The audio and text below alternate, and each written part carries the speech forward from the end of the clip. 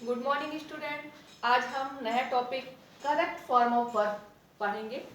Correct form of verb वैसे तो बहुत बड़ा टॉपिक है टेंस के हिसाब से, लेकिन मैंने यहाँ पे कुछ शब्द लेके जो आपके बोर्ड एग्जाम में आते हैं उन सभी शब्दों की समरी बनाई है।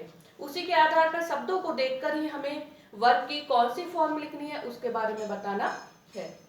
फर्स्ट रूल है, यदि सेंटेंस में always, daily, everyday, every month, every year, universal truth यानी सार्वभौमिक सत्य जैसे सूरज पूरब में उगता है, पश्चिम में छिपता है, ऐसे शब्द आने पर यूजुअली, ऑफन, रेयरली, जनरली आदि शब्द यदि आते हैं तो हमें सिंपल प्रेजेंट टेंस काम में लेते हैं। यहाँ पे मैंने डू और डच के बारे में भी बताया है, लेकिन डू और डच सिर्फ नेगेटिव सेंटेंस और इंट्रोगेटिव सेंटेंस यानी प्रश्नवाचक शब्द सेंटेंस जो आते हैं उन्हीं में हम इनका प्रयोग करते हैं। ही, शी, इट और नेम, इनके साथ वर्ब की एस या ईएस फॉर्म होती है। वर्ब, इसमें एक शब्द है वर्ब। वर्ब होती है क्रिया। क्रिया होती है आना, जाना, खाना, सोना, रहना, अर्थात जिनके अंत में ना आता है वो सब क्रिया की फॉर्म होती है। तो जब ही, सी, इट और नाम आएगा तो हमें क्रिया के साथ एस और ईएस जोड़ना है। जैसे ही plays, she runs, Ram goes. आपने यहाँ देखा होगा कि क्रिया में कुछ अंतर है कि ही और सी के साथ तो क्रिया में सिर्फ एस लगा है और राम के साथ, गो के साथ ईएस लगा है। इसका क्या कारण है? इसका कारण ये है, जिस वर्ब के अंत में S, double S, C H, S H, O, X और जेड आता है तो वर्ब में ई एस जोड़ते हैं। तो इसके अकॉर्डिंग गो में लास्ट वर्ड ओ है तो मैंने इसके आगे ई एस जोड़ा है। आपको इसका ध्यान रखना है। आई, वी, यू और दे, इनके साथ सिर्फ वर्ब की फर्स्ट फॉर्म आएगी। जैसे आई है करता तो रीड के साथ हमने रीड ही लिख दिया है, दे करता है तो गो को हमने गो ही लिख दिया है। सेकंड रूल हमारे पास है प्रेजेंट कंटिन्यूअस टेंस का।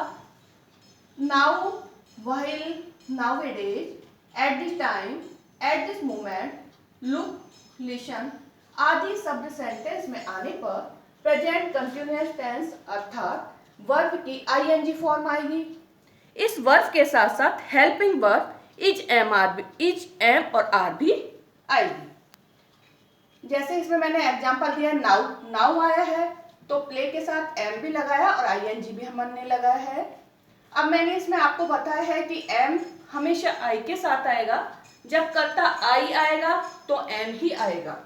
सेकंड इज है, इज हमेशा ही, सी, इट और नेम के साथ आएगा और आर वी, यू, दे और प्लूरल के साथ आएगा।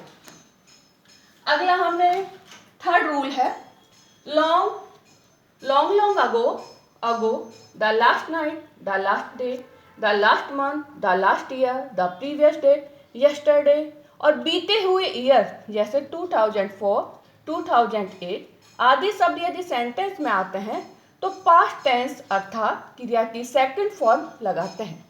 जनरली सेकंड फॉर्म में ईडी लगता है, लेकिन कुछ फॉर्म वर्ब की फॉर्म ऐसी होती है जिसमें सेकंड फॉर्म बिल्कुल ही चेंज हो जाती है। जैसे गो की सेकंड फॉर्म वेंट है, लेकिन प्ले की सेकंड फॉर्म प्लेड है।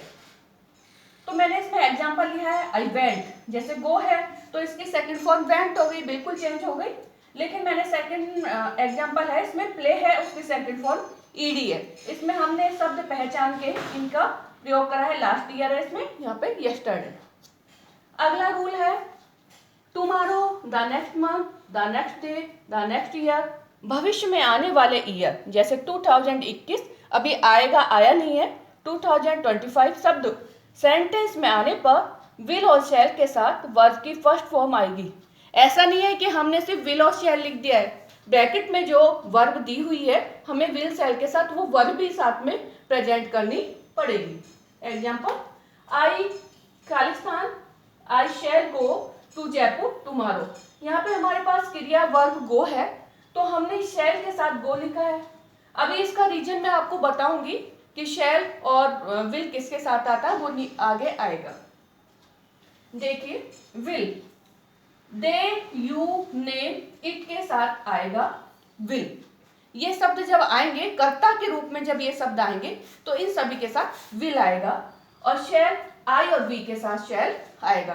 तो आपने यहाँ देखा है कि आई आ रहा है इसलिए शैल आया है, यहाँ पे दे आया है इसलिए यहाँ पे विल आया है।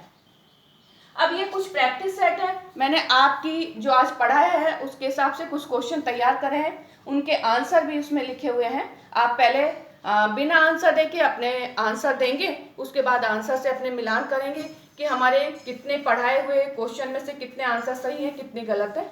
Thank you students.